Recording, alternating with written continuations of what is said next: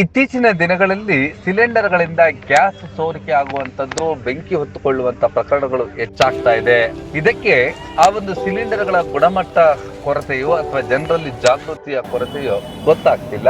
ನಿನ್ನೆ ಸಂಜೆಯು ಬೆಂಗಳೂರು ಹೊರವಲಯದ ಆನೇಕಲ್ ತಾಲೂಕಿನ ಹೆಬ್ಬಗೋಡಿ ನಗರಸಭೆ ವ್ಯಾಪ್ತಿಯ ಗೊಲ್ಲಹಳ್ಳಿಯಲ್ಲಿ ಇಲ್ಲಿನ ಬಂಗಾರಪೇಟೆ ಚಾಟ್ಸ್ ಅಂಗಡಿಯೊಂದರಲ್ಲಿ ಗ್ಯಾಸ್ ಸೋರಿಕೆಯಾಗಿದೆ. ಇದರಿಂದ ಟೌನ್ ಅಲ್ಲಿ ಸೋರಿಕೆಯಾಗಿದೆ. ಆಗ ಬೆಂಕಿ ಹೊತ್ಕೊಂಡಿದೆ. ಪಕ್ಕದಲ್ಲೇ ಇದ್ದಂತ ಕಟ್ಟನ್ಗಳಿಗೂ ಬೆಂಕಿ ಹೊತ್ಕೊಂಡು ಸಿಲಿಂಡರ್ ಬಳಿಯೂ ಕೂಡ ಬೆಂಕಿ ಹೊತ್ಕೊಂಡಿದೆ. ಈ ಒಂದು ಬೆಂಕಿಯ ಸಣ್ಣ ಕಿಡಿ ಕೆಲವೇ ಕ್ಷಣಗಳಲ್ಲಿ ನೋಡ್ತಾ ಇದ್ದಂತೆ ಬೆಂಕಿಯ ಕೆನ್ನಾಲಿಗೆ ಆಗಿ ಇಡೀ ಕಟ್ಟಡದಲ್ಲಿ ಬೆಂಕಿ ಆವರಿಸಿಕೊಂಡಿತ್ತು.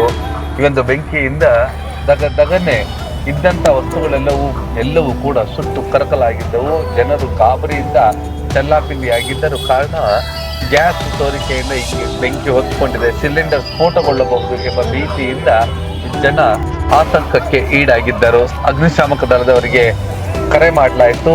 ಕೂಡಲೇ ಬಂದಂತ ಅಗ್ನಿಶಾಮಕ ದಳದವರು ಈ ಒಂದು ಬೆಂಕಿಯನ್ನ ಕೆಲವೇ ಕ್ಷಣಗಳಲ್ಲಿ ನಿಯಂತ್ರಣಕ್ಕೆ ತಂದರು. ಯಾವುದೇ ಅನಾಹುತ ಸಂಭವಿಸಲಿಲ್ಲ. ಆದರೆ ಈ ಒಂದು ಗ್ಯಾಸ್ ಸೋರಿಕೆಯಿಂದ ಪದೇ ಈ ರೀತಿಯಾದಂತಹ ಘಟನೆಗಳು ಅಲ್ಲಲ್ಲಿ ಆನೇಕಲ್ ತಾಲೂಕಿನಾದ್ಯಂತವೂ ನಡೆಯುತ್ತಿದ್ದಾವೆ.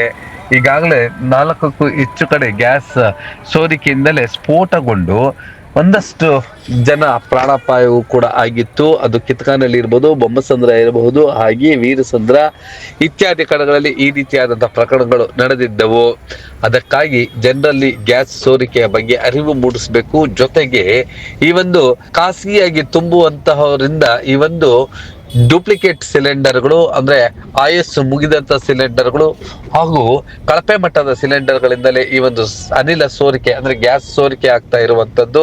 ಇದರ ಬಗ್ಗೆ ಒಂದಷ್ಟು ನಿಗಾ ವಹಿಸಿದ ಹೊರತು ಇವು ನಿಯಂತ್ರಣಕ್ಕೆ ಬರುವಂತಹ ಲಕ್ಷಣಗಳು ಕಡಿಮೆ ಇದೆ.